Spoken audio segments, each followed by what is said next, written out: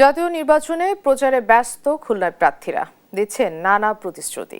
এ নিয়ে আরো জানাতে সেখান থেকে সরাসরি যুক্ত হচ্ছেন আমাদের সহকর্মী নূর ইসলাম রকি।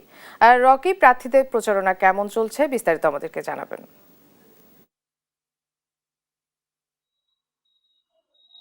আমি এই মুহূর্তে দাঁড়িয়ে আছি খুলনা সদর থেকে প্রায় 110 কিলোমিটার দূরে কয়রা উপজেলা, যেটি খুলনা 6 আসনের একটি উপজেলা। এবং এই উপজেলাটি কিন্তু খুলনার ভিতর বেশ বড় একটি ভোটার এই উপজেলা অবস্থান করে, এবং কয়রা এবং পাইকগাছা এই দুটি উপজেলা মিলেই কিন্তু খুলনা 6 আসন, যেখানে ভোটার প্রায় 4,23,000।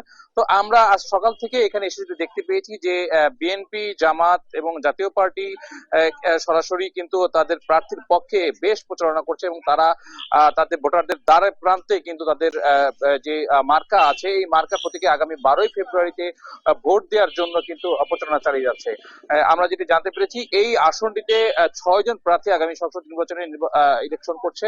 এর ভিতরে বিএনপির প্রার্থী আছে মনিরুল ইসলাম বাপ্পি, জামায়াতের প্রার্থী আবুল কালাম আজাদ সহ জাতীয় পার্টি, ইসলামী আন্দোলন বাংলাদেশ এবং কমিউনিস্ট পার্টির মোট মিলিয়ে 5 জন প্রার্থী আছে।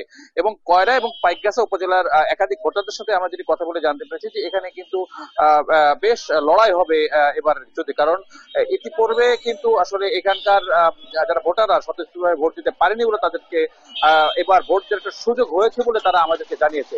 তো খুলনার কয়রা উপজেলা থেকে এটা ছিল আমার কাছে সর্বশেষ সংবাদ।